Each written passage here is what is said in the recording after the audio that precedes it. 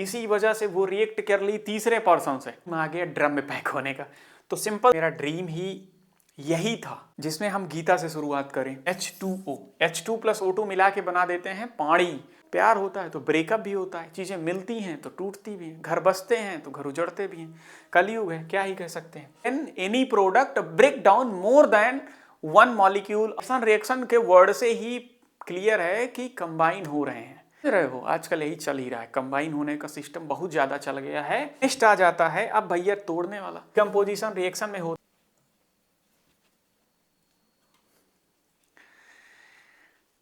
तो स्वागत है आपका अपने इस प्यारे से चैनल पे।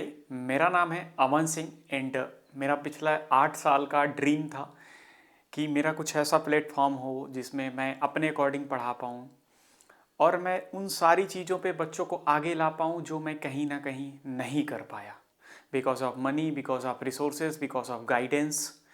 इसी वजह से मैं जैसे तैसे करके अपनी पढ़ाई जारी रखा एंड उसके बाद जॉब ना ज्वाइन करके टीचिंग ही अपने ऑप्शन में रखा, क्योंकि मैं जॉब ज्वाइन करता तो कहीं ना कहीं चीज़ें ऐसी होती कि मैं 8-10 घंटे वाली ड्यूटी में बंध जाता, बट मैं ऐसा नहीं होना चाह रहा था।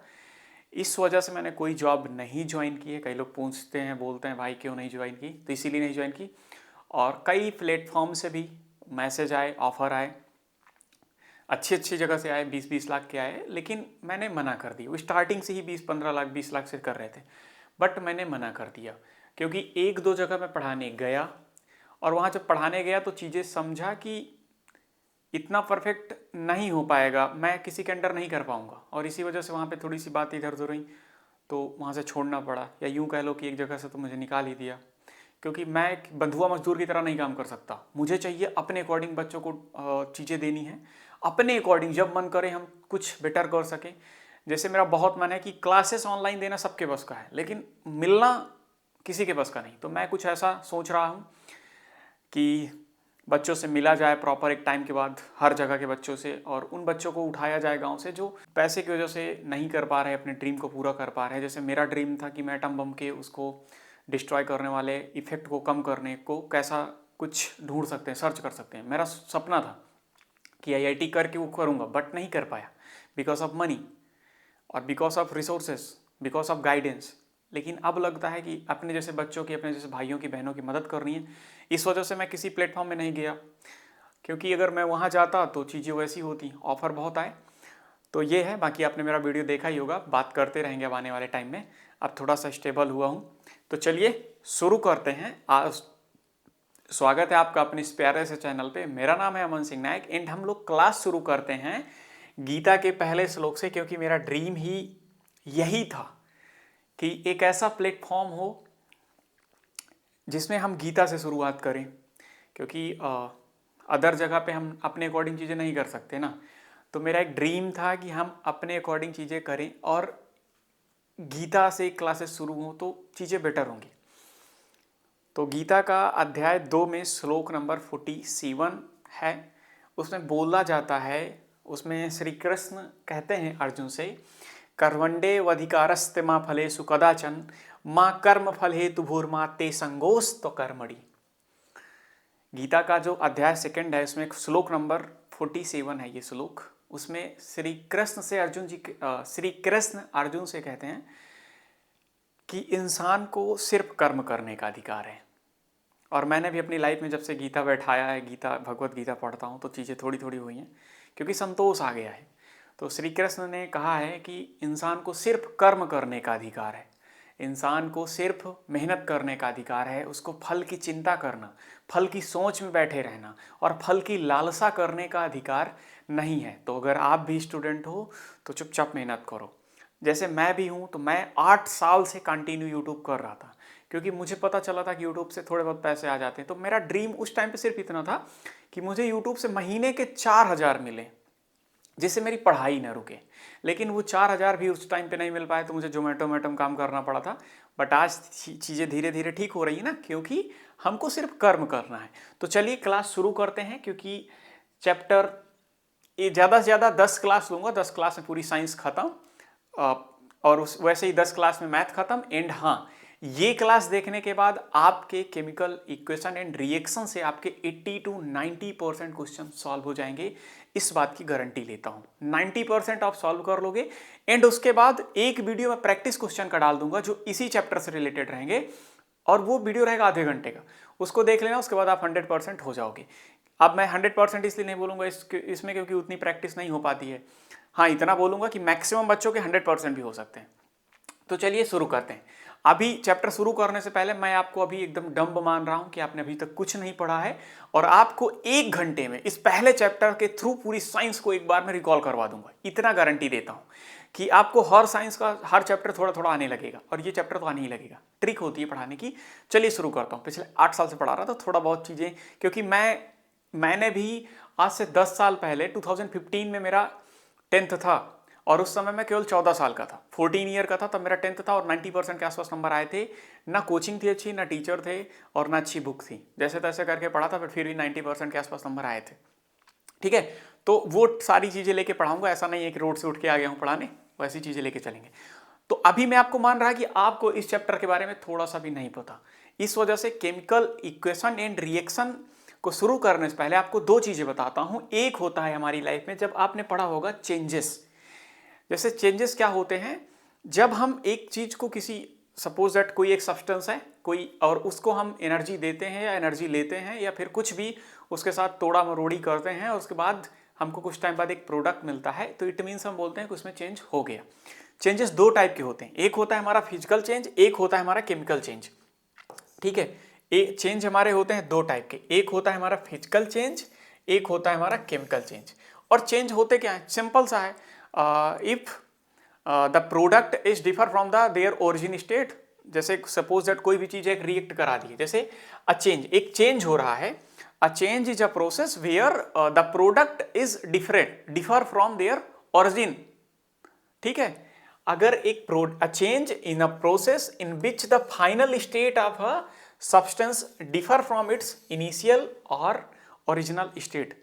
चेंज एक ऐसा प्रोसेस है जिसको होने के बाद कोई भी प्रोडक्ट जो हमको मिलता है चेंज होने के बाद, वो उसके स्टार्टिंग वाले फेज से अलग होता है। ठीक है, जैसे मैं एक एग्जांपल देता हूं, हम अपने आसपास ले सकते हैं। जैसे एक नॉर्मल सा एग्जांपल लूं, जैसे आपने आज चावल लिया, अब चावल के बाद तुमने चावल पका दिया, तो बोलोगे कि ये इसमें चेंजेस हो गए हैं। अब चावल पहले कैसा था, अब पकने के बाद कैसा हो जाएगा, तो ये एक इसमें चेंज हुआ। इट मीन्स उसका जो सब प्रोडक्ट मिल रहा है वो डिफर है स्टार्टिंग वाले फेज से। अरे सब छोड़ो, तुम्हारी वाली लाइफ से लेते हैं। ठीक है, तुम हो एक बड़ी गलत सोसाइटी में जाने लगे, गलत बच्चों के पास बैठने लगे, तो अब तुम्हारे अंदर चेंजेस हो गए हैं। ठीक है, इट मीन्स क्योंकि तुम्हारा जो पहले नेचर था, अच्छा नेचर था, वो अब बदल चुका है। लोगों के बीच, गंदे लोगों के बीच बैठने से तुम्हारा नेचर चेंज हो गया। तो ये बोलेंगे चेंजेस, कि तुम पहले जैसे नहीं रहे। चेंजेस में होते हैं फिजिकल चेंजेस, केमिकल चेंजेस। अब फिजिकल चेंजेस तो सिंपल सा तुम लोग को पता होगा, नहीं पता तो बता दे रहा। फिजिकल चेंजेस वो चेंजेस होते हैं जो रिवर्सिबल होते हैं। रिवर्सिबल मतलब होता है टक से अपनी मौत के छू के वापस आ जाना, ऐसा कहते हैं ना, गया बदला फिर से वापस आ गया, तो ये रिवर्सिबल है। जैसे कि एग्जांपल लेते हैं, हमने सबसे पहले क्या लिया, वाटर ले लिया। सबसे पहले हम एक एग्जांपल अगर ले रहे हैं फिजिकल चेंज का, तो सबसे पहले जैसे हमने फिजिकल चेंज का एक एग्जांपल लिया, तो सबसे पहले हमारा वाटर था, और वाटर को हमने एनर्जी इससे ले ली, इसको कोल्ड किया, तो ये बन गया आइस। ठीक है, आइस कोल्ड करने के बाद, फ्रीज करने के बाद, और फिर इसको मेल्ट कर देंगे, या यूं कह लो कि मेल्ट कर दिए। ठीक है, या हीट कर दिए। आइस को जब हीट कर दिए, तो पहले वाटर से हमको मिला आइस, आइस को हीट किए तो फिर से हमें वाटर मिल गया। तो ये कैसा चेंज हो गया, फिजिकल चेंज हो गया। और फिजिकल चेंज सिंपल सा है, वो चेंजेस जो हमको रिवर्सिबल होते हैं, जो फिर से हमें इनिशियल स्टेट में आ जाएं और हमको वो प्रोडक्ट मिल जाए जो स्टार्टिंग में था। लेकिन एक और होता है केमिकल चेंज। केमिकल चेंजेस में क्या होते हैं कि ये रिवर्सिबल नहीं होते, मतलब हो गया तो हो गया, बोल दिया तो बोल दिया, और बदल गया तो बदल गया। इसमें बहुत सारे लोग आते हैं, ठीक है, जिसको गलत हवा लगी फिर नहीं बदलता। तो केमिकल चेंजेस में वो सारे चेंजेस आते हैं जो रिवर्सिबल नहीं होते। जैसे मैं एक एग्जांपल बताता हूँ, दूध का दही बनना। दूध को तुमने जमा दिया, अब दही बन गया। दही कभी भी दूध नहीं बन पाएगा, और वो रिवर्सिबल नहीं हो पाएगा। तुमने चावल था, कच्चे चावल को पका दिया, वो पक गया, अब वो रिवर्सिबल नहीं है, अब उसमें से तुम कच्चे चावल नहीं पा सकते हो। तो ये हो गया हमारा केमिकल चेंजेस। अब नेक्स्ट आ जाता है हमारा एक और एग्जांपल लेंगे, जैसे बहुत सारे एग्जांपल हो गए, तो इसमें तो आइस का सबसे परफेक्ट एग्जांपल है कि मेल्ट होता है उसके बाद जो भी बनता रहता है। अब अगर केमिकल में चेंजेस में लोगे तो जैसे फायर क्रैकर्स हो गए, एग का आमलेट बना दिया तुमने, ये फोटोसिंथेसिस का प्रोसेस हो गया, ये सारा का सारा जो प्रोसेस हो रहा है, ये तो सबसे प्यारा वाला हो गया। इसका तुम कमेंट करके बताओ क्या है। गैस का जलना हो गया, क्योंकि गैस जलने के बाद हमें प्रॉपर एलपीजी नहीं मिल पाएगी। नेक्स्ट आ जाता है हमारा आग का जलना, जैसे लकड़ी है वो जल गई तो उसके बाद वो दोबारा नहीं मिलेगी, ये हो गया। अब चेंजेस आपने जान लिए, तो फिजिकल चेंजेस वो होते थे जो रिवर्सेबल होते हैं, और जो नहीं रिवर्सेबल है वो केमिकल है। अब चैप्टर हमारा अब शुरू होता है, जो 10th के अकॉर्डिंग चैप्टर है वो अब शुरू होता है, तो थोड़ी सी अंडरस्टैंडिंग जग गई होगी कि चेंजेस होते क्या हैं।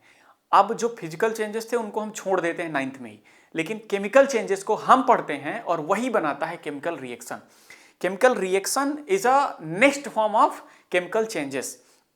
जैसे केमिकल रिएक्शन होता क्या है, हमने सपोज दैट घर पे तुमने लिया, एक छोटा सा बालक है, मैं एक एग्जांपल देता हूँ। जब तुम छोटे रहे होगे, तुम्हारा छोटा भाई आता है एक दिन तुम्हारे पास, वो क्या बोलता है, कहता है भैया ये शक्कर है, ये पानी है, हमने इसको मिला दिया और ये मीठा पानी बन गया, तो इसमें क्या हुआ। तो तुम अगर उसको, अपने भाई को एक साइंटिफिक टर्म में समझाना चाहो तो पढ़े लिखे नहीं हो तो ये बोल दोगे भाई शरबत बन गया। लेकिन अगर पढ़े लिखे हो तो क्या बोलोगे, एक हमारा रिएक्टेंट था, एक सब्सटेंस था, दोनों मिल करके वो क्या बना लिया, शरबत बनाया, और शरबत ही क्या कहलाया, और ये पूरा प्रोसेस क्या कहलाया, केमिकल रिएक्शन कहलाया। क्योंकि जो हमारा फाइनल प्रोडक्ट है वो पहले वाले दोनों से अलग है। तो ये होता है हमारा केमिकल रिएक्शन। अगर प्रॉपर एक डिफिनीशन के टर्म में बात करो तो सिंपल सा होता है, a chemical reaction is a process in which one or more substance. Chemical reaction एक ऐसा प्रोसेस है जिसमें एक या एक से अधिक सब्सटेंस मिल करके, ठीक है, reactant are converted one or more differ substances, that is known as a chemical reaction. कोई दो सब्सटेंस हैं, एक से ज्यादा सब्सटेंस मिलकर, रिएक्टेंट मिल करके एक नया प्रोडक्ट फॉर्म करते हैं, और वो प्रोडक्ट जो फॉर्म होता है वो पहले वालों से डिफर होता है, that is known as a chemical reaction. ठीक है, जैसे तुम एक सिंपल सा घर पे ही बैठे हो, जैसे सपोज दैट दूध रखा है, उसमें तुमने एक रिएक्टेंट थोड़ा सा कोई भी ऐसे डाल दिया जो थोड़ा सा सॉर टाइप का था, खट्टा था, उसमें जैसे ही डाला तो वो दही बन जाएगा। तो उसके अंदर भी एक केमिकल रिएक्शन ही हो रही है। अब जो अनपढ़ है वो पूछेगा कि क्या हो रहा है, तो तुम बोलोगे दूध फट गया। बट एक पढ़ा लिखा इंसान क्या बोलेगा कि भैया इसके अंदर केमिकल रिएक्शन हो गई है, तभी ये दूध से दही बना। Chemical reaction has been done inside the milk, then we got दही। ठीक है, कर्ड, ये होता है। जैसे कुछ इसके एग्जाम्पल अगर बता दूं तो सिंपल सा एक एग्जाम्पल ले लेते हैं। जैसे सबसे अच्छा एग्जाम्पल था सोडियम प्लस क्लोरीन। जब ये रिएक्ट करते हैं तो ये हमारा क्या बनाते हैं, सोडियम क्लोराइड। ये हमारा एक रिएक्टेंट था, एक रिएक्टेंट ये सब्सटेंस था, और मिला करके हमारा प्रोडक्ट क्या बना, नमक। इसको अपने घर में क्या बोलते हो, साल्ट। ठीक है, this is the process of chemical reaction. कोई दो सब्सटेंस मिलकर एक नया प्रोडक्ट फॉर्म कर रहे हैं, that is known as more than एक से, दो भी हो सकते, तीन भी हो सकते, चार भी हो सकते। एक एग्जांपल और ले लेते हैं, सबसे अच्छा example H2O2, then they make H2O, पानी बना लिया। यहाँ पे H2O2 मिलकर के क्या बना दिया, पानी बना लिए। और ये भी एक प्रोसेस क्या है, केमिकल रिएक्शन।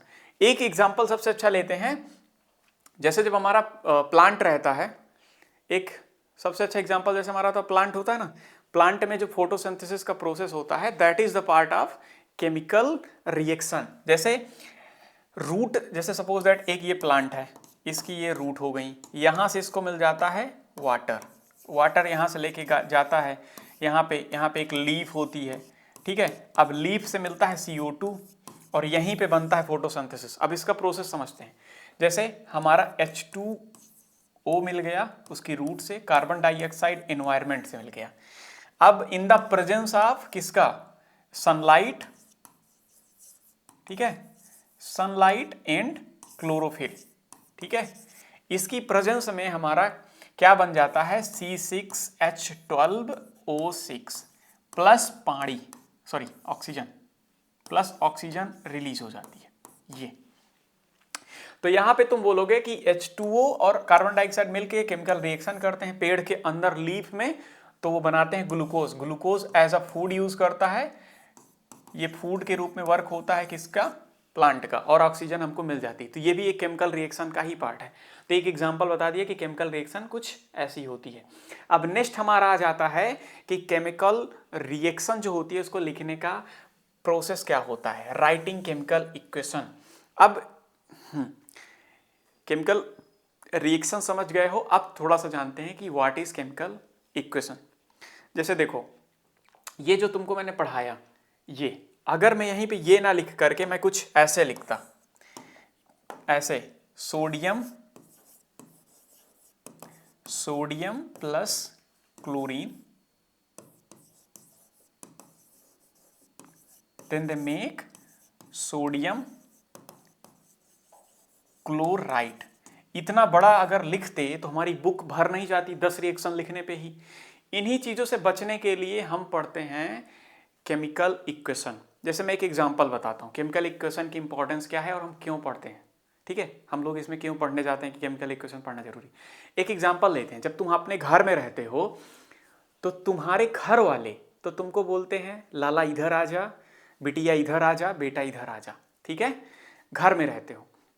उसके बाद भी तुमको एक नाम दिया जाता है, अभिषेक, जो भी तुम्हारा एक अच्छा नाम है, अभिषेक, प्रभात, कुछ भी ऐसा नाम दे दिया जाता है। रीजन पता क्या रहता है, क्योंकि तुम्हारे मोहल्ले वाले तो ठीक है वो बुला लेंगे कि ये कलुआ का लड़का इधर आ, ए फलनवा का बेटवा इधर आ। लेकिन सपोज दैट तुम्हारी नौकरी लगी और तुम्हारा ज्वाइनिंग लेटर आया, तो तुम्हारा ज्वाइनिंग लेटर घर पे क्या बोल के आएगा कि कलुआ के बेटे को फलानी नौकरी में सिलेक्ट किया जा रहा है। तो आपका जवाब होगा नहीं, क्योंकि गवर्नमेंट की तरफ से। या फिर आप किसी दिन स्कूल गए, अब आप स्कूल में टीचर है, वो तुमसे क्वेश्चन पूछना चाहेगा तो क्या बोलेगा, कलुआ का लड़का थोड़ा बता केमिकल इक्वेशन की डेफिनेशन क्या होती है। तो ऐसा नहीं बोलेगा। इन्हीं चीजों से बचने के लिए तुमको एक प्रॉपर सिंबल दिया जाता है, एक नाम दिया जाता है। प्रभात हो गया, अभिषेक हो गया, जो भी हो गया, ऐसे तुमको नाम दिए जाते हैं, क्योंकि तुमको जिससे एक पहचान हो सके और तुमको भीड़ में भी तुम्हारे उसमें से सिंबल से बुलाया जा सके। और इन्हीं चीजों से बचने के लिए कि हमको हर जगह पे सोडियम ये ना लिखना पड़े, सोडियम क्लोराइड ना लिखना पड़े, कि पूरा का पूरा बड़ा सा नाम कथा ना लिखनी पड़े, हमको सिंबल पढ़ाया जाता है। और सिंबल इसलिए पढ़ाते हैं, ठीक है, सिंबल पढ़ाया जाता है और सिंबल के बाद ही हमको पढ़ाया जाता है केमिकल इक्वेशन। क्या पढ़ाया जाता है, केमिकल इक्वेशन, जिससे हमको पूरी की पूरी गाथा हर जगह पे ना लिखनी पड़े। नहीं तो कहीं पे अगर सपोज दैट हमको कोई एक एग्जांपल देना है कि पानी बनाने का प्रोसेस क्या है, what is the process of formation of water, तो क्या लिखोगे। अगर तुमको केमिकल इक्वेशन नहीं लिखना आ रहा तो ऐसे लिखोगे,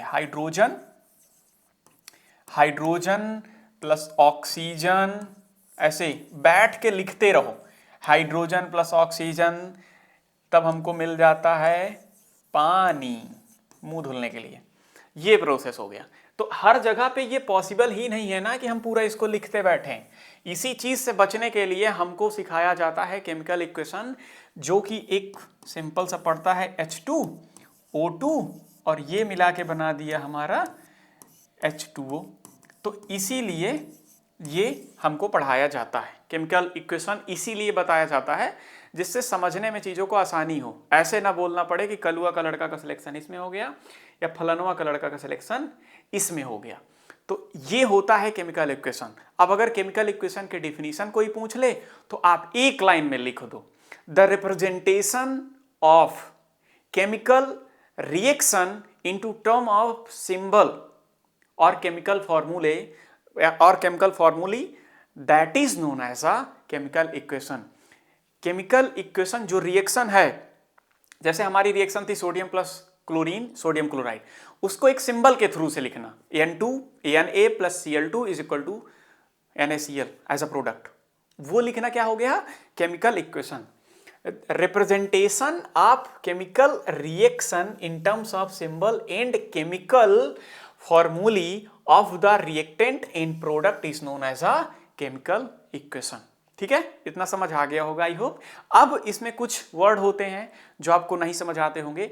अगर कहीं भी, जैसे हमारा एक एग्जांपल लेके चलते हैं, ठीक है, जैसे एक एग्जांपल हम लोग यहाँ पे लेके चले H2 प्लस O2। यहाँ पे हमको क्या मिला, H2O। बहुत छोटा सा बात है, अक्सर बच्चे भूल जाते हैं, मिस कर देते हैं। अगर यहाँ पे जैसे सपोज दैट लिख दिया गया, अगर सपोज दैट इनके नीचे लिख दिया गया कि H2 किस फॉर्म में है, G, O2 किस फॉर्म में है, G, और जो हमारा प्रोडक्ट मिल रहा है वो किस फॉर्म में है, चलो ये मत लिखो तुम, जो हमारा प्रोडक्ट मिल रहा है वो हमारा है L। तो इसका मतलब क्या होता है, सिंपल सा है, अगर किसी भी सब्सटेंस के नीचे, रिएक्टेंट के नीचे G लिखा मिले तो इट मींस वो जो हमारा रिएक्टेंट है वो किस टर्म में है, गैस के टर्म में है।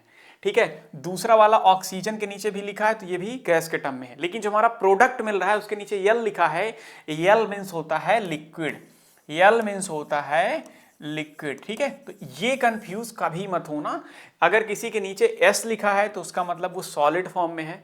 जैसे अगर हम यहाँ पे सोडियम क्लोराइड वाले रिएक्शन में जाएंगे, ये वाले में, तो जब हम सोडियम लेंगे और क्लोरीन लेंगे तो सॉलिड वाले फॉर्म में रहेंगे, तो इनके नीचे S लिख सकते हैं। तो किसी भी रिएक्शन के नीचे अगर ये लिखा रहे, S लिखा रहा है तो इसका मतलब है वो सॉलिड में है, L लिखा रहा है तो मतलब वो लिक्विड में है, G लिखा रहा है तो मतलब वो गैस में है। ठीक है, अब नेक्स्ट, एक कभी कभी ऐसा आरो आपको एरो देखने को मिल जाता है और एक कभी कभी ऐसा मिल जाता है। तो सिंपल सा है, इस एरो का मतलब होता है कोई भी चीज जो फॉर्म्ड हो रही है वो गैस के फॉर्म में रिलीज हो रही है। ठीक है, जैसे जब पहला एग्जाम्पल, एक एग्जाम्पल सारा चीज क्लियर हो जाता है। जैसे जैसे जैसे अभी तुमको मैंने एक एग्जाम्पल पढ़ाया ना, ये देखो, जैसे मैंने ये एग्जाम्पल पढ़ाया, इसमें ऑक्सीजन में मैंने ये बना दिया था, इसका मतलब है ऑक्सीजन रिलीज हो रही है, गैस हमको मिल रही है। तो अगर कहीं भी ऐसा एरो मिल जाए तो इसका मतलब है वो रिलीज हो रहा है, और इसी का एक अपोजिट एरो रहता है, उसका मतलब होता है प्रिसिपिटेशन। ठीक है, ये अगर कहीं आपको ऐसा एरो मिले, ऐसा, तो इसका मतलब होता है प्रिसिपिटेशन। ठीक है, इतना आई होप समझ आ गया होगा। अब नेक्स्ट आ जाते हैं हम केमिकल इक्वेशन के बाद। अब जैसे एक हमारा इतना तो आपको पता होगा, थोड़ा बहुत तो पढ़ ही लिए होंगे, according to the law of conservation of mass, जो हमारा मास का लॉ है वो क्या बोलता है, mass neither can be created nor can be destroyed. मतलब ना तो मास को हम खत्म कर सकते हैं और ना ही मास को हम बना सकते हैं। हम सिर्फ कर क्या सकते हैं, मास को एक स्टेट से, मास can only change one state to any another state or transfer one state to any another state। तो सिंपल सा है, उसी चीज से बचने के लिए, उसी चीज को समझने के लिए, ये तो हमने पढ़ लिया कि जो लॉ ऑफ कंजर्वेशन ऑफ मास बोलता है कि मास ना तो बनाया जा सकता है ना तो पैदा किया जा सकता है, वो सिर्फ एक जगह से दूसरी जगह पे शिफ्ट किया जा सकता है, एक स्टेट से दूसरी स्टेट पे शिफ्ट किया जा सकता है।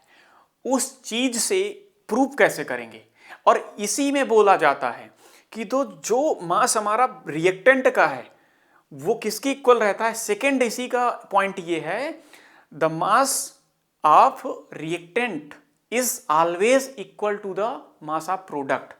मतलब इधर का जो मास है, इधर का, वो किसके इक्वल होगा, इसके इक्वल होगा। और जरूरी नहीं है कि ये हम लिखा हुआ मिले। जैसे मैं तुमको एक एग्जांपल लिख के समझा दे रहा, कोई भी एक एग्जांपल लो, जैसे Fe plus H2O, Fe plus H2O को हमने रिएक्ट कराया तो ये हमारा बना देगा Fe3O4 H2O। ठीक है, लेकिन अगर आप इसमें देखोगे तो क्या रिएक्टेंट और प्रोडक्ट का मास इक्वल है, तो आपका जवाब होगा नहीं। मैं बता दे रहा, यहाँ Fe1 है, Fe3 है, तो यही नहीं इक्वल है। ठीक है, यही नहीं इक्वल है। इट मीन्स ये तो कंजर्वेशन ऑफ मास वाली थ्योरी को गलत प्रूव कर देगा, क्योंकि वो क्या बोलता है कि जो प्रोडक्ट का मास है वो किसके इक्वल होगा, रिएक्टेंट के मास के इक्वल होगा, लेकिन यहाँ पे नहीं है। और इसी चीज को करने के लिए we have to study balance chemical equation. हमको पढ़ना पड़ता है कि हमको बैलेंस केमिकल इक्वेशन क्या होते हैं और कैसे होते हैं। तो सिंपल सा है, पहला तो यही बता देता है कि हमारा जो लॉ ऑफ कंजर्वेशन ऑफ मास की थ्योरी है वो बोलती है कि मास ना तो डिस्ट्रॉय किया जा सकता है ना बनाया जा सकता है, ये चेंज किया जा सकता है। एंड हमेशा जो रिएक्टेंट का मास है वो टोटल प्रोडक्ट के मास के बराबर होता है। ये देखो, this means that the total number of atoms for each element in the starting materials reactant जिसे हम बोलते हैं must be the same as in the end, और प्रोडक्ट जिसे हम बोलते हैं product keeping over mass the same. ठीक है, अब इसी चीज को कि ये तो हमें पता चल गया कि इधर वाला मास जो है उधर उतना रहेगा, लेकिन ये होगा कैसे। तो इस चीज से बचने के लिए, इस प्रॉब्लम को सॉल्व करने के लिए हमको आने चाहिए बैलेंस करने उस सारे के सारे इक्वेशन, और इसीलिए हम लोग पढ़ते हैं हाउ वी कैन बैलेंस। हम लोग पढ़ते हैं कुछ मेथड जिनके थ्रू हम लोग इजीली कोई भी रिएक्शन है उसको सॉल्व कर सकते हैं, कोई भी इक्वेशन को बैलेंस कर सकते हैं। तो इसीलिए हम लोग को जानना चाहिए। ठीक है, अब आते हैं हम लोग बैलेंस केमिकल इक्वेशन। ठीक है, ये एक प्रोसेस है, अगर आप इसमें सोचोगे तो ये क्या होते हैं, तो एक मिनट बता दूं। कोई भी रिएक्शन है उसमें इधर जितने प्रोडक्ट हैं, जैसे एक एग्जांपल ले लिया, इधर H2 लिख दिया, बहुत स्टार्टिंग से चलते हैं, O2 लिख दिया, इधर हमारा पानी मिल गया। लेकिन आप इसको देखोगे तो इधर हाइड्रोजन 2 हैं, इधर हाइड्रोजन 2 हैं, लेकिन ऑक्सीजन इधर 2 है, ऑक्सीजन इधर 1 है। तो ये रिएक्शन इक्वल नहीं है, बैलेंस नहीं है। इसी चीज को बैलेंस करने के लिए हम पढ़ते हैं बैलेंसिंग केमिकल इक्वेशन, और इसके दो मेथड होते हैं। पहला होता है हीट एंड ट्रायल मेथड और एक होता है शॉर्टकट मेथड। ठीक है, heat and trial method normal सा होता है, उसमें सारे एलिमेंट को एज इट इज देखते जाते हैं और सॉल्व करते चले जाते हैं। लेकिन एक बात याद रखना, हीट एंड ट्रायल मेथड हमेशा छोटे इक्वेशन के लिए लगेगा। जैसे ही आप इसको बड़े इक्वेशन में लगा दोगे आपका आंसर गलत हो जाएगा। तो ये कोशिश करना, हीट एंड ट्रायल मेथड बता दे रहा और शॉर्टकट मेथड बता दूंगा, इतना याद रखना। लेकिन अगर एग्जाम में बड़ा क्वेश्चन आए तो आप लोग हीट एंड ट्रायल मेथड मत लगाना, क्योंकि बहुत टाइम वेस्टिंग है और इसमें एक्यूरेसी भी हो नहीं आती। जैसे मैं एक एग्जाम्पल लेता हूँ, सबसे पहला एग्जाम्पल लेते हैं H2 प्लस O2, यहीं से शुरू करते हैं, लेकिन ऐसा कुछ आएगा नहीं, इतना याद रखना, इतना हलवा नहीं आने वाला है, बहुत टफ आएगा, मैं करवा रहा अभी। तो यहाँ पे हमारा मिल गया H2O। ठीक है, H2 प्लस O2 क्या मिला, पानी मिल गया। लेकिन अगर आप बैलेंस देखोगे तो क्या बैलेंस है क्या, तो आपका जवाब होगा, लेकिन अगर यहाँ पे देखोगे तो हाइड्रोजन 2 है, हाइड्रोजन 2 है, ये तो इक्वल है। लेकिन ऑक्सीजन 2 है, ऑक्सीजन 1 है। तो सिंपल सा ऑक्सीजन 2 है, ऑक्सीजन 1 दिख रही है, यहाँ पे 2 चढ़ा दो।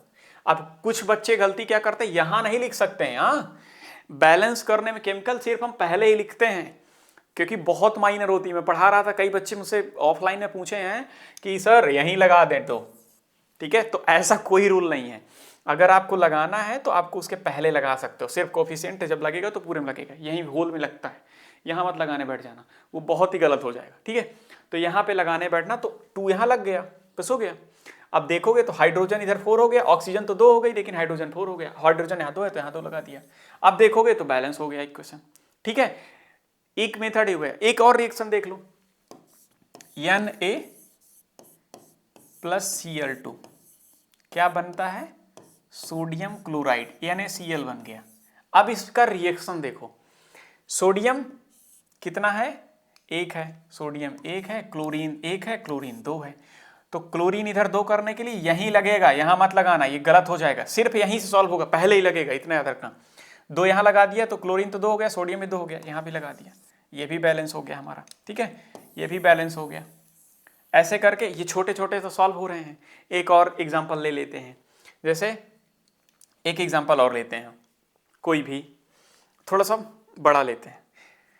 जैसे जो पहला इक्वेशन लिया था, CO2 प्लस H2O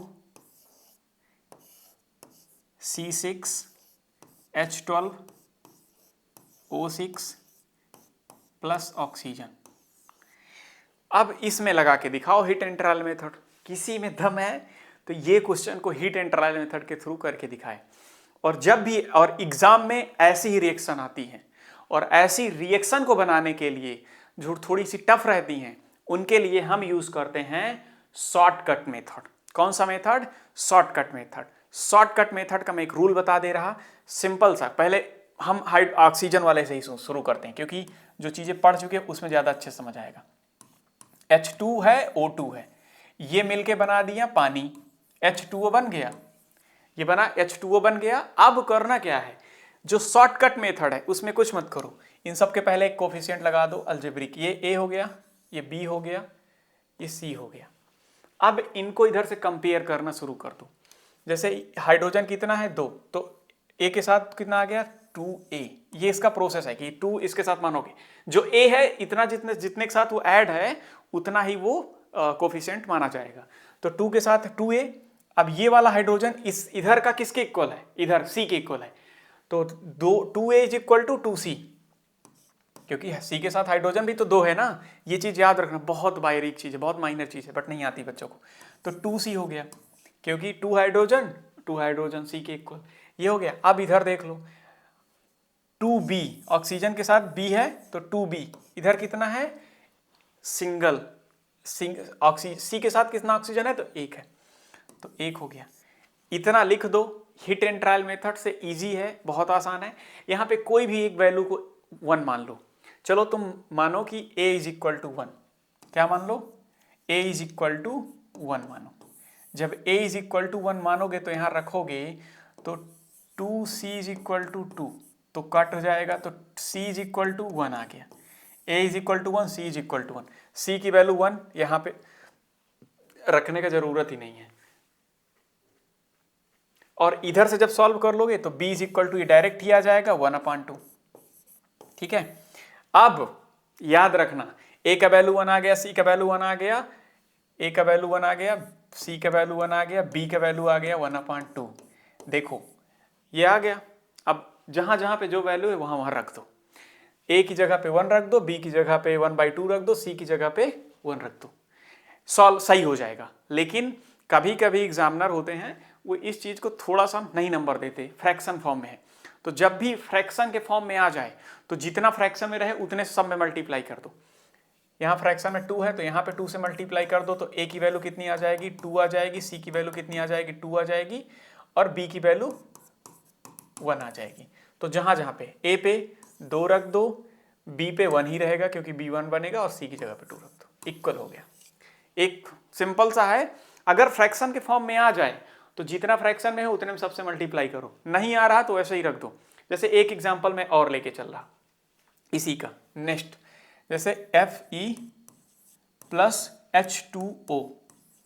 ठीक है, Fe को जब हम पानी से रिएक्ट करवाते हैं तो Fe3O4 प्लस H2 रिलीज होता है।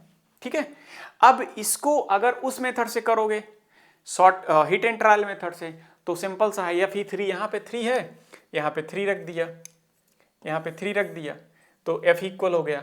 अब ऑक्सीजन इधर कितना है 4 है, ऑक्सीजन यहाँ पे 4 रख दिया, ऑक्सीजन 4 हो गया। हाइड्रोजन इधर 2 था और 8 करना था इधर, क्योंकि 8 था तो 4 रख दिया। ये हो गया हमारा हिट एंड ट्रायल मेथड। अब थोड़ा सा देख लेते हैं शॉर्टकट मेथड से।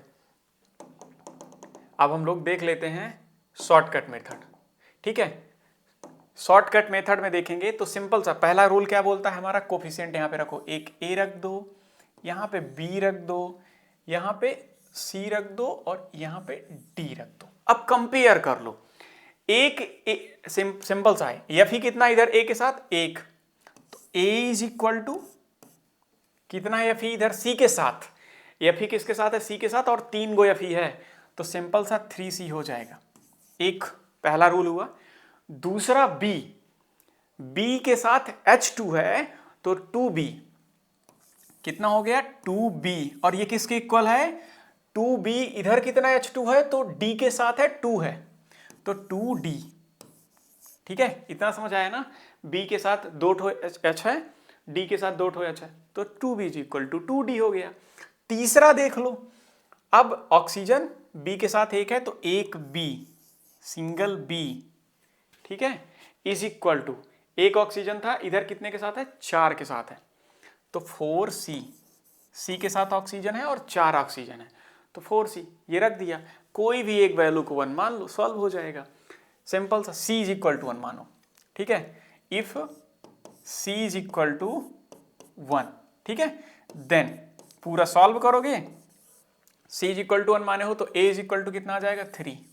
ध्यान से देखना, a इज इक्वल टू 3 आ गया, और यहां पे रखोगे तो पहले b का निकाल लो, b की वैल्यू कितनी आ जाएगी, b is equal to c1 माने हो तो b 4 आ जाएगा। एक ये आ गया, एक ये आ गया, और एक पहले से मान लिए, 3 हो गया। अब b की वैल्यू 4 आ गई, यहाँ रख दो, तो 2d इज इक्वल टू 8, या फिर यूं कह लो कि d इज इक्वल टू 4। ठीक है, बस ये 4 वैल्यू आ गई, इनको यहाँ पे रख दो, सॉल्व हो गया। जो जहां पे है उसको वहीं पे रखो। देखो a की जगह पे कितना, a की वैल्यू कितनी आई है, a की वैल्यू हमारी आई है 3, तो यहाँ 3 रख दो। a की वैल्यू 3 आई है तो 3 रख दो। b की वैल्यू कितनी आई है, 4 आई है, तो 4 रख दो।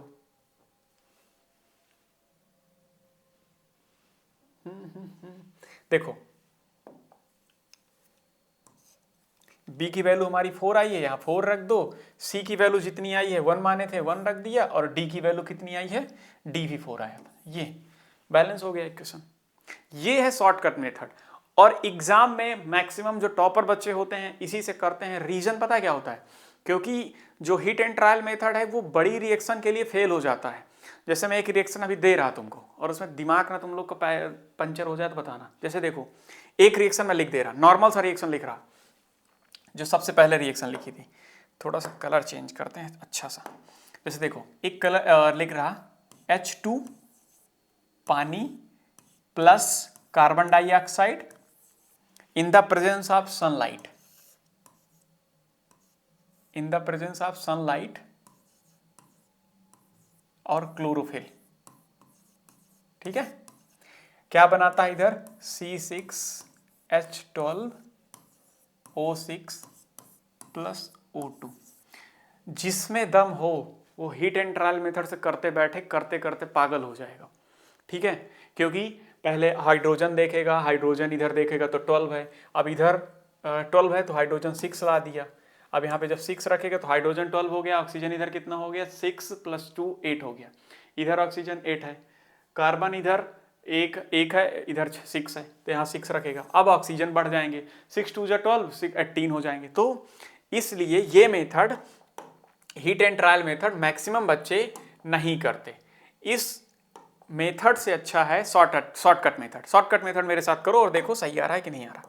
सबसे पहले आप करो क्या, आप यहाँ पे A लिख दो, आप यहाँ पे B लिख दो, यहाँ पे C लिख दो, यहाँ पे कोई भी एक D लिख दो। कुछ भी मान लो यार, ABCD मान लो, EFGH मान लो, जो भी मानना है मानो, कोई ऐसा जरूरी नहीं है। PQRS मान सकते हो। अब इस वाले A को या इधर वाले से कंपेयर करो।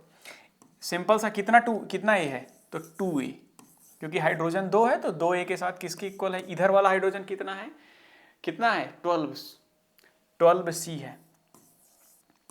ये हो गया। इधर एक O है, देखो एक O ये है, थोड़ा ऐसा ही रिएक्शन देगा जिसमें थोड़ा मिक्सअप रहे, बिल्डअप रहे। जैसे देखो, एक ऑक्सीजन इधर रहेगा तो एक ऑक्सीजन इसके साथ है, और साथ में 2 ऑक्सीजन B के साथ भी यहाँ पे है, ये प्लस इसका वाला 2B, ये किसके इक्वल है, इधर के। इधर कितना ऑक्सीजन है, 6C प्लस कितना ऑक्सीजन है, 6C प्लस 2D।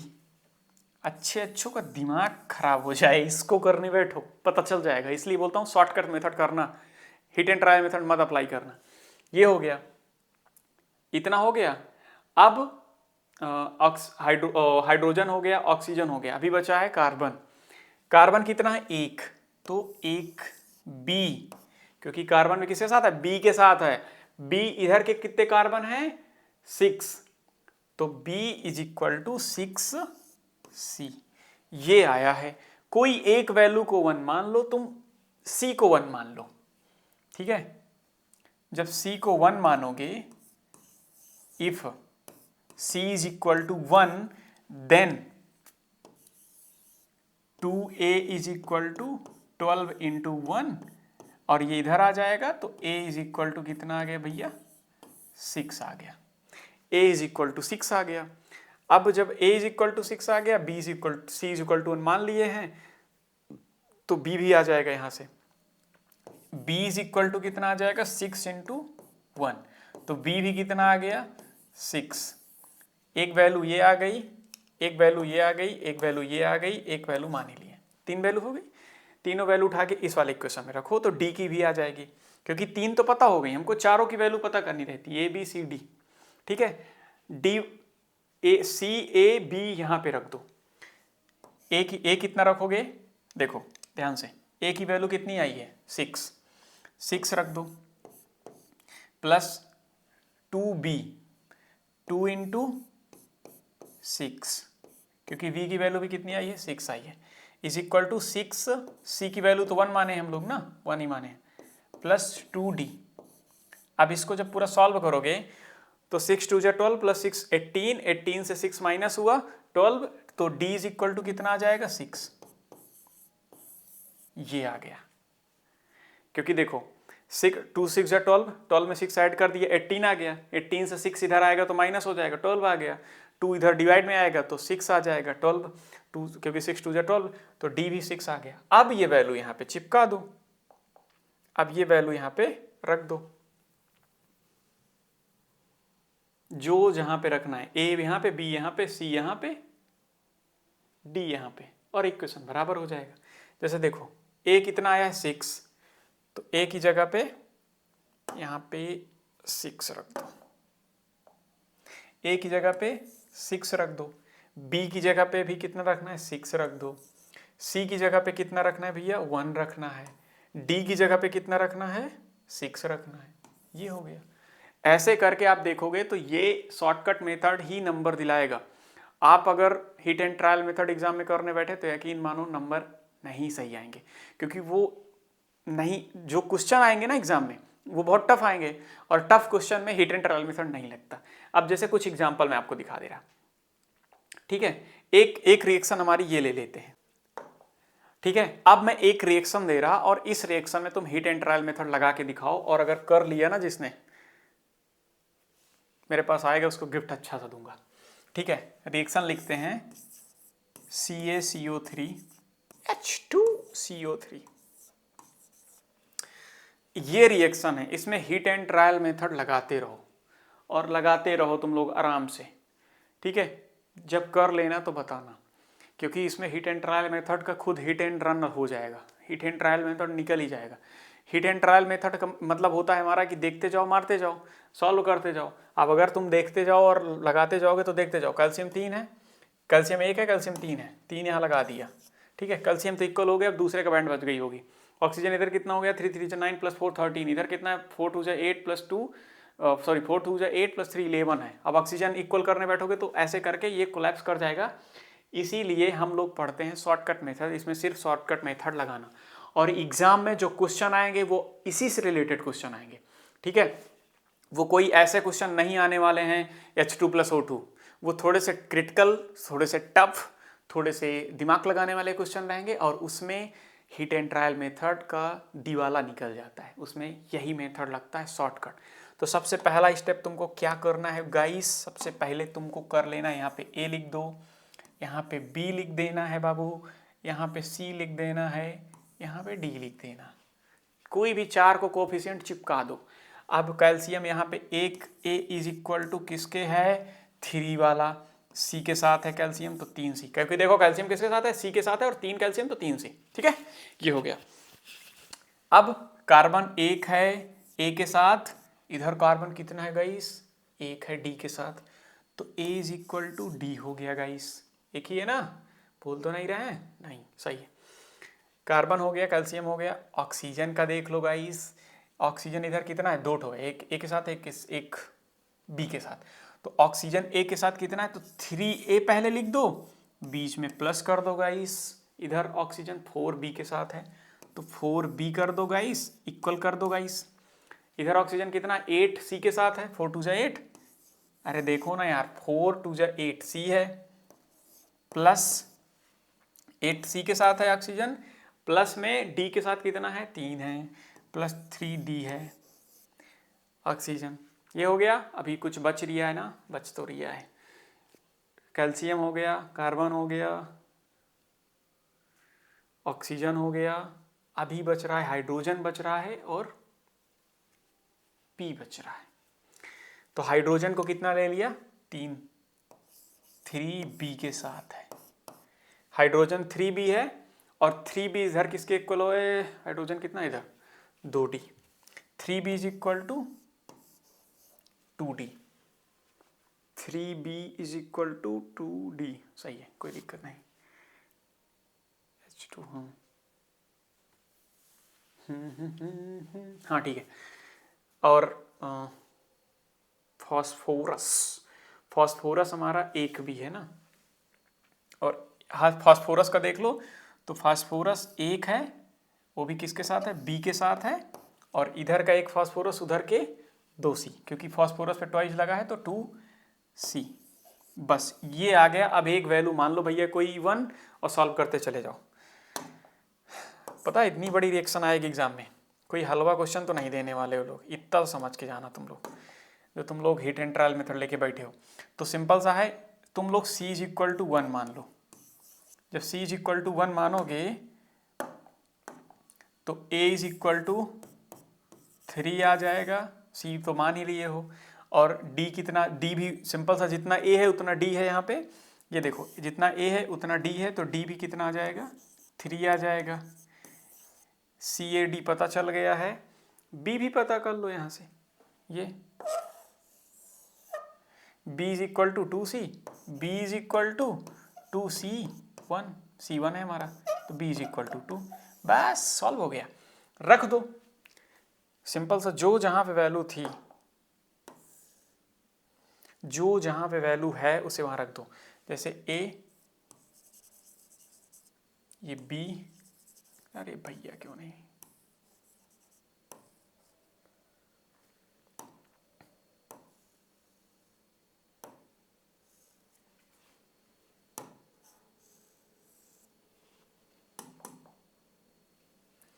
जो जहाँ पे था वहीं पे रख दो, ठीक है। अब देखो A यहाँ पे है तो A की वैल्यू कितनी आई है 3, 3 यहाँ रख दो, B की वैल्यू कितनी आई है 2 रख दो, C की वैल्यू जितनी आई थी, कितनी आई थी 1 ही माने थे हम लोग, D की वैल्यू जितनी आई हो, जितनी आई हो, तो A D 3 था तो ये 3 रख दिया। ये है शॉर्टकट मेथड भाई, और यही सॉल्व करना। मैं इसमें 5-10 से 15 मिनट का 10-15 रिएक्शन करा के एक वीडियो डाल दूंगा, चिंता मत करना अगर नहीं आया अब भी समझ में। बस इतना समझो, सबसे पहले ABCD मान लो, फिर उसके बाद इधर वाले सब्सटेंस को इधर वाले सब्सटेंस से इक्वल कर दो। जैसे इधर एक A कैल्शियम लिया तो इधर D C के साथ कैल्शियम था तो 3 था, ऐसे करके। अब ये हो गया हमारा बैलेंसिंग इक्वेशन। अब हम लोग आ जाते हैं केमिकल रिएक्शन के टाइप में, कितने टाइप के केमिकल रिएक्शन होती हैं, और यही के बाद चैप्टर एंड है। अब आते हैं हम लोग types of chemical reaction. Simple सा है, जैसे रिएक्शन में बहुत तरीके से हमारे प्रोडक्ट बनते हैं। जैसे सपोज दैट तुमने पानी को चीनी में डाला, शक्कर बन गया, फिर से हमने उस पानी को गर्म कर दिया, उस शरबत को गर्म कर दिया हमने, तो वो पानी वेपर हो गया और हमको शक्कर मिल गई। तो ये सारे प्रोसेस हैं रिएक्शन के, और बहुत तरीके से हम प्रोडक्ट को मतलब ऑब्टेन करते हैं या प्राप्त करते हैं। तो कुछ इन्हीं के टाइप हैं। जैसे पहला आ जाता है कॉम्बिनेशन रिएक्शन, दूसरा डिकम्पोजिशन रिएक्शन, फिर डिस्प्लेसमेंट, फिर डबल डिस्प्लेसमेंट, यही 4 टाइप हैं। तो बस मैं एक वीडियो डालूंगा, आप लोग वो देखिएगा कि how to write in exam, in your exam, ठीक है। तो सबसे पहला हमारा आ जाता है combination reaction.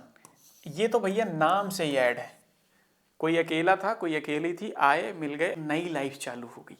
That is known as a combination reaction. Simple सा है, कोई भी ले लो, जैसे हाइड्रोजन से ही शुरुआत करेंगे क्योंकि अभी तुम लोग स्टार्टिंग में हो।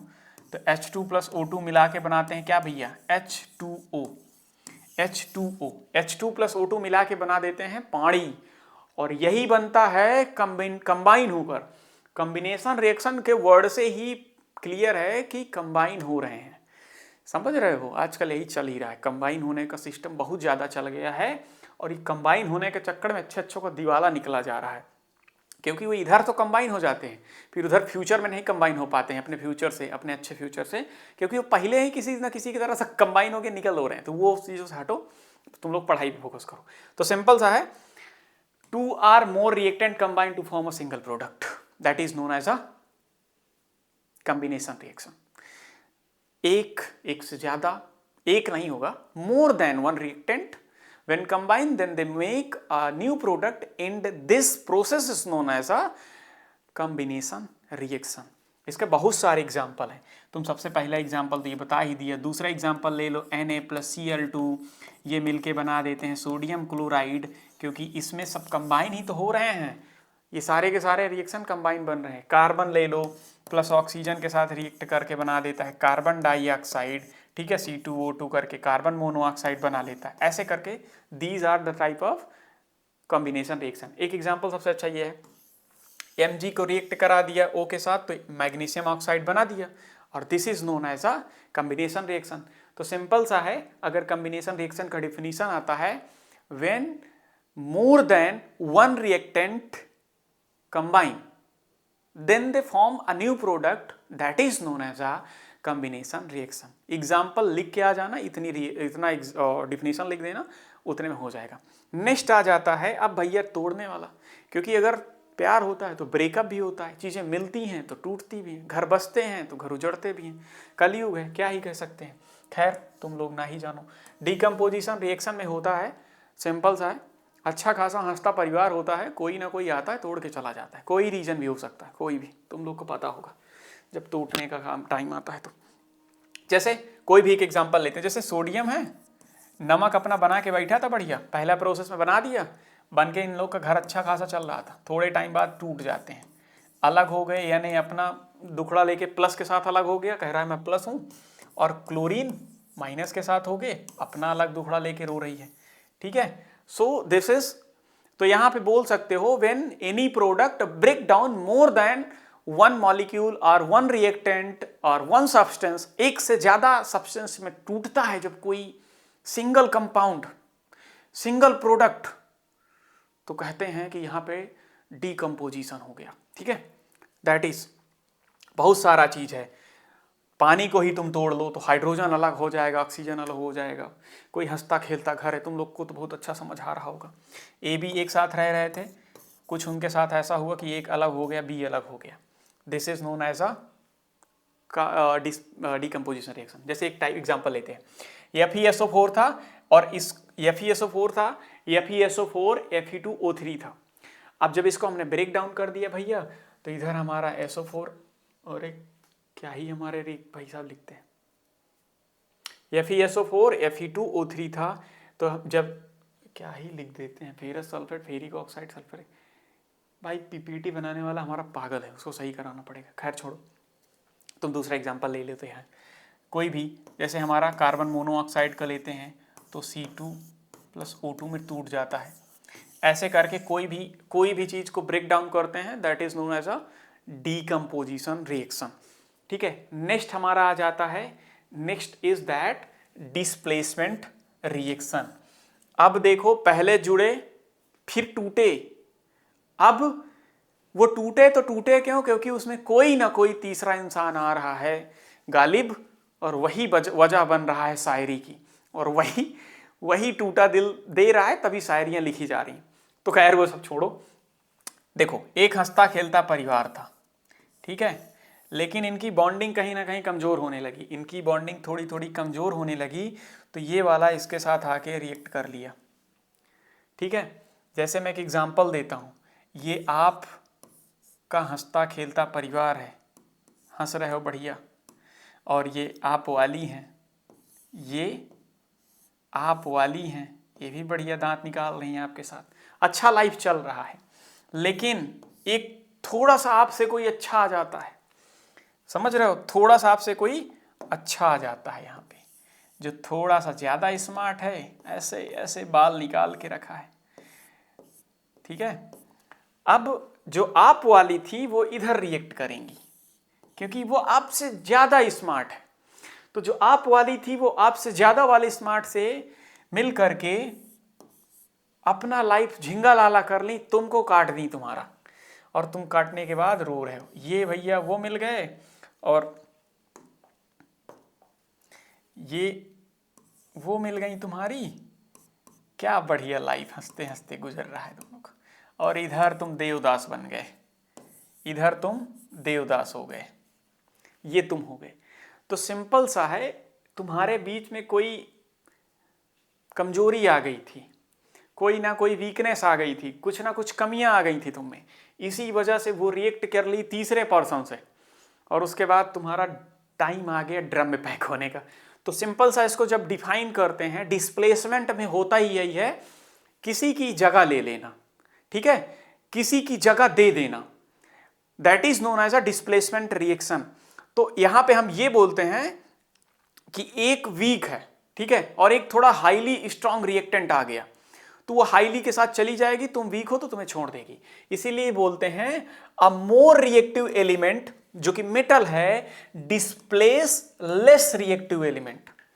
अ more reactive element displace less reactive element from its aqua salt, that is known है। जैसे एक एग्जांपल भी हम लोग लेके चल रहे हैं कि यहाँ पे एक्वा सॉल्ट सोल्यूशन में जब रिएक्ट करती है तो वो बना लेते हैं।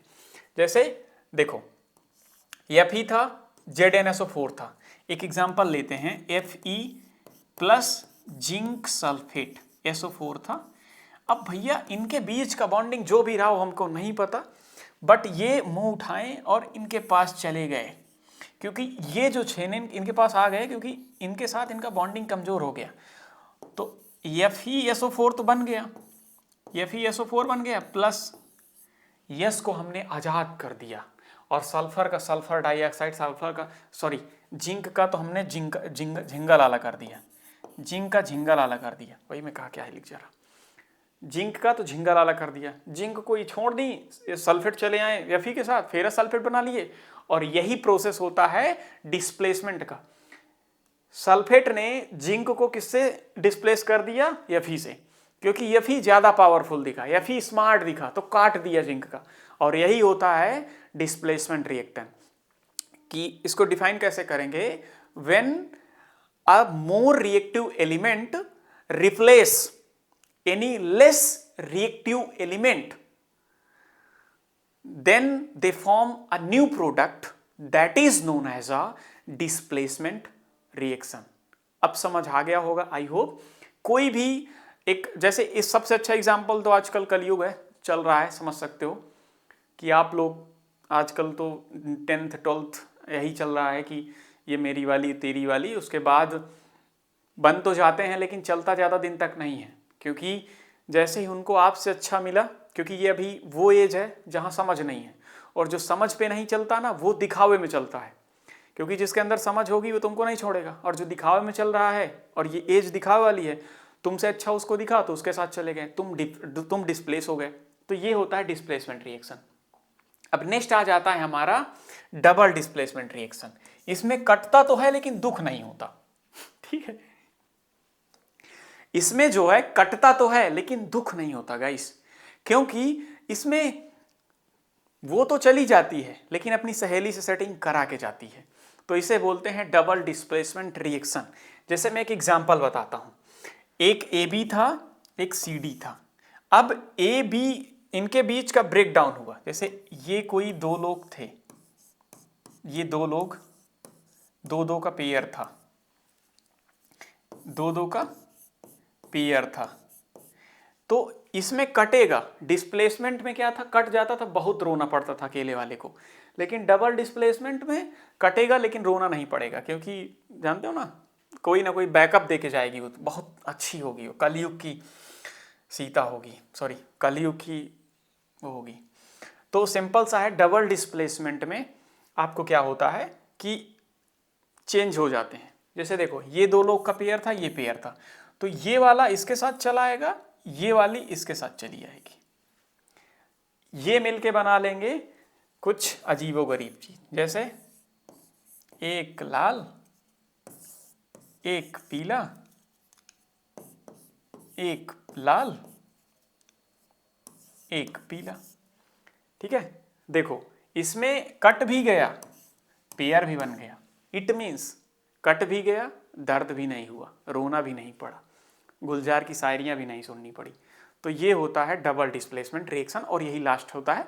अगर डिफिनीशन आती है, aqua solution of two ionic compound react by exchange of their ions, ठीक है, वो रिएक्ट करते हैं और उसके एक्सचेंज आयन कर लेते हैं, ठीक है, उनके आयन से एक्सचेंज कर लेते हैं is called double displacement reaction.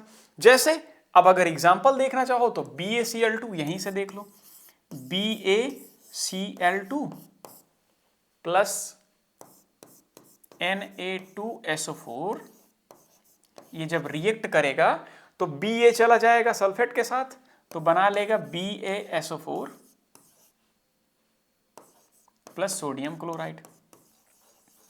ठीक है, देखो ध्यान से देखो, Ba चला गया सल्फेट के साथ और सोडियम चला आया क्लोरीन के साथ।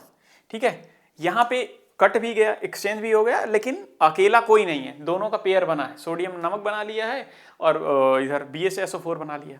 तो ये होता है डबल डिस्प्लेसमेंट रिएक्शन। दूसरा रिएक्शन देखना चाहो तो ये हो गया, एक होता है लेड नाइट्रेट का, और जब हम लोगों ने पोटेशियम आयोडाइड के साथ हमने रिएक्ट करा दिया तो PbI2 बन जाता है, एंड साथ में भाई लिखी नहीं पोटेशियम नाइट्रेट बना देता है, ये रहता है। तो इसे बोलते हैं डबल डिस्प्लेसमेंट रिएक्शन। अब लास्ट के पॉइंट दो बचे हैं, ऑक्सीडेशन होता है, एक रिडक्शन होता है। ऑक्सीडेशन में क्या होता है, दोनों ही एक दूसरे के ओनो रिवर्स हैं। जैसे ऑक्सीडेशन मीन्स होता है द रिमूवल ऑफ हाइड्रोजन और the addition of oxygen is known as a oxidation. इसका जैसे हम अपनी लाइफ डेली लाइफ में यूज देखें, डेली लाइफ में चीजें क्या होती हैं, आपने कोई आयरन रखा या कोई भी मेटल रखी, आप चांदी ही देखते होगे घर पे, अगर होगी तो मम्मी को देखते होगे कि सोनार के पास जाती, कहती है ये गंदा हो गया तो सफा कराना है, क्योंकि वो उसमें ब्लैक पड़ जाता है। चांदी रहेगी तो ब्लैक हो जाता है, रीजन रहता है ऑक्सीडेशन हो जाता है उसका। ऐसे ही जो रस्ट होता है आयरन में, वो भी इसी की वजह से होता है कि उसका ऑक्सीडेशन हो जाता है, ऑक्सीडाइज हो जाता है।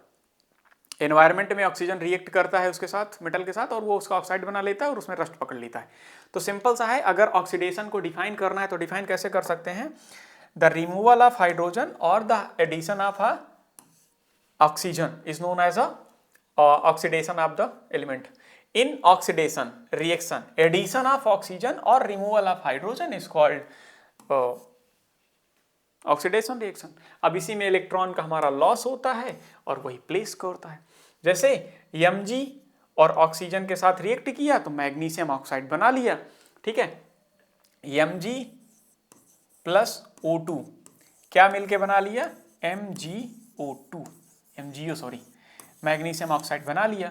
तो ये मैग्नीज का ऑक्सीडेशन हो गया। ऐसे बहुत एलिमेंट है, Fe का O के साथ होगा रिएक्शन, Fe प्लस O2 तो फेरस ऑक्साइड बन जाएगा। ऐसे करके मेटल का कोई भी अगर ऑक्सीजन के साथ रिएक्ट होता है तो उसका ऑक्सीडेशन बना लेता है। ये हो गया। और नेक्स्ट आ जाता है हमारा रिडक्शन रिएक्शन। रिडक्शन क्या होता है, सिंपल सा उसी का रिवर्स, ऑक्सीडेशन का रिवर्स। इसमें हाइड्रोजन जुड़ेगा और ऑक्सीजन को निकाल के फेंकेगा। द रिमूवल ऑफ ऑक्सीजन और the addition of hydrogen is called reduction of element, reduction reaction. ठीक है, in reduction reaction addition of hydrogen और रिमूवल ऑफ ऑक्सीजन और गेन ऑफ इलेक्ट्रॉन, इसमें इलेक्ट्रॉन गेन होते हैं, दैट इज होना। जैसे कॉपर ऑक्साइड था, कॉपर ऑक्साइड के H2 के साथ रिएक्ट कर रहा है तो कॉपर को अलग बना दिया और H2 अपना पानी बना लिया। ठीक है, कुछ भी, अरे तुम सिंपल से इसको छोड़ दो एक सेकंड के लिए, तुम ये देख लो MgO प्लस H2 रिएक्ट करा दिया तो ये इधर बना लेगा Mg जो भी प्लस आयन पे रहेगा और पानी बना लेगा। ठीक है, ऐसे करके Mg रिएक्ट निकाल देगा और पानी बना लेगा, ये पानी है H2O। तो सिंपल सा है। रिडक्शन रिएक्शन का अगर डिफिनीशन आता है तो आप लिखिएगा द रिमूवल ऑफ ऑक्सीजन और the addition of hydrogen is called reduction of reaction. एक लास्ट टॉपिक, अब इसका रियल लाइफ जैसे डेली लाइफ में अगर आप देखोगे कि इफेक्ट क्या क्या होते हैं ऑक्सीडेशन के, तो सिंपल सा पहले ही बता चुका हूँ। जो लोहे पे रस्ट लगता है, जैसे देखो कोरोजन होने लगता है, रीजन रहता है क्योंकि रिएक्ट कर लेता है ऑक्सीजन के साथ। जो एनवायरनमेंट में थोड़ी थोड़ी नमी रहती है उसमें ऑक्सीजन होती है, रिएक्ट कर लिया और उसके बाद उसमें रस्टिंग लगनी स्टार्ट हो जाती है, तो ये हो जाता है। अब इसके कुछ प्रोसेस होते हैं कि कैसे हम उस चीज़ से प्रिवेंट कर सकते हैं। तो पहला पेंट कर देते हैं। आप घर में देखे होगे दरवाजों को पेंट क्यों किया जाता है, बचाने के लिए कि उसमें रस्टिंग ना हो, कोरिजन ना हो, बचे रहें, सेफ रहें, क्योंकि पानी ना पड़े, पानी पड़ेगा तो वो मेटल तक नहीं पहुंच पाएगा, वो पेंट पे ही रहेगा। इसीलिए हम लोग क्या करते हैं, पेंटिंग कर देते हैं उसके ऊपर, गैल्वनाइजेशन होता है, ऑयल ग्रीसिंग होती है। आप बहुत सारी चीज़ों में देखो ऑयल लगाते हैं, ग्रीस लगा देते हैं, जिससे जो हमारा पानी है उस तक ना पहुँचे। जैसे बाइक के उसमें पहिए में हो गया, साइकिल के उसमें हो गया, सारी चीज़ों में लगाया जाता है जिससे रस्ट ना जनरेट हो, तो वो चीज़ें लॉन्ग लास्टिक हो सकें। ये हो गया, ऐसे करके होता है। नेक्स्ट आ जाता है हमारा रेंसिडिटी। रेंसिडिटी होता क्या है, जैसे कोई मेटल है और मेटल का ऑक्सीडेशन होता है तो उसे हम बोलते हैं कि उसका ऑक्सीडेशन हो गया, ऑक्सीजन रिएक्ट कर ली। लेकिन कोई एक सब्सटेंस है, जब फूड का ऑक्सीडेशन होता है, कोई भी खाने वाली चीज़ों का, तो उसका ऑक्सीडेशन होता है, वो ऑक्सीजन के साथ रिएक्ट करती है, तो वो एक तरीके से धीरे धीरे धीरे डिस्ट्रॉय होने लगती है, तो उसे बोलते हैं रेंसिडिटी। ठीक है, oxidation of oils of fat in a food resulting into a bad smell and taste. इसी की वजह से the oxidation of food and oils और fats in a food resulting into bad smell, और इसी की वजह से वो लोग कोई भी खाने की चीज़ है वो बैड स्मेल करने लगती है। और ये इसका कुछ प्रोसेस होता है, जैसे टमाटर था, उसने रिएक्ट किया, ऐसा बना, फिर ऐसा सड़ा, फिर धीरे धीरे नॉर्मल सेल, फिर cell attracted by free radicals, फिर उसके बाद वो कुछ ऐसे ऐसे उसमें बैक्टीरिया जनरेट हो जाएंगे, छोटे छोटे मॉलिक्यूल्स जो भी हैं। ठीक है, अब इनको फूड को बचाने के लिए हम लोग क्या प्रोसेस यूज़ करते हैं, जैसे पहला तो होता है ड्राई कर देते हैं, और उसके बाद बहुत सारे प्रोसेस होते हैं। प्रिवेंटेशन इनका करने का तरीका होता है एडिंग एंटीऑक्सीडेंट होता है। जैसे तुम घर में जो अचार खाते हो, उन अचारों में ऐड रहता है, अचार जो पैकिंग वाली सामान आते हैं ना, उसमें एंटीऑक्सीडेंट डाल देते हैं, जिससे उसमें फंगस नहीं लग पाते हैं और वो चीज़ों में स्मेल नहीं आ पाती है, और उसमें वो बैक्टीरिया नहीं जनरेट हो पाते हैं जो उस चीज़ को ख़राब कर सकें। ठीक है, जैसे इसमें एक एक्सपेरिमेंट भी एक बार हुआ था, कोई फेमस कंपनी का बर्गर था, तो वो नहीं ख़राब हुआ, और जो चीज़ें नहीं खराब होती खाने लायक भी नहीं होती, क्योंकि उसमें केमिकल इतना डाल दिया गया रहता है कि हेल्दी की जगह पे अनहेल्दी हो जाता है। तो कोई भी खाने वाली चीज़ को कैसे बचाते हैं, एडिंग एंटीऑक्सीडेंट, उसमें एंटीऑक्सीडेंट यूज़ कर देते हैं, कोई केमिकल, और वैक्यूम पैकिंग कर देते हैं, मतलब उसमें एयर जाए ही ना। जैसे चिप्स उप्स की पैकिंग होती है तो उसमें एयर वैक्यूम पैकिंग होती है, उसमें एयर निकाल दिया, एकदम प्रॉपर पैक कर दिया, तो बाहर से रिएक्ट नहीं करेगा, और जब रिएक्ट नहीं कर रहा तो सड़ने का कोई सवाल ही नहीं है। और रिप्लेसिंग बाय एयर नाइट्रोजन और रेफ्रिजरेशन और फूड स्टफ, और उसके बाद ड्राई करके भी कुछ चीज़ों को पैक करते हैं। तो आई होप ये क्लास आपको अच्छी लगी होगी, और कैसी लगी, पहली क्लास थी, अगर कुछ गलती हुई हो तो माफ़ करना।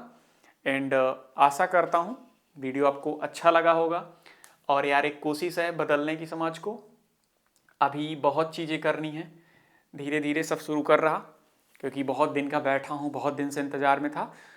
तो मिलते हैं नेक्स्ट वीडियो में, तब तक के लिए जय हिंद जय भारत। और कोई गलती हो क्लास में तो माफ़ करना, और कमेंट में बता देना कि कैसे भैया सुधार सकते हो। थोड़ी पहली क्लास है तो थोड़ा सा अगर कुछ गलती हो तो माफ़ करना, बाकी अभी अगली क्लास से आग लगने वाली है, मज़ा आएगा। चलिए मिलते हैं अगले वीडियो में, तब तक के लिए जय हिंद जय भारत।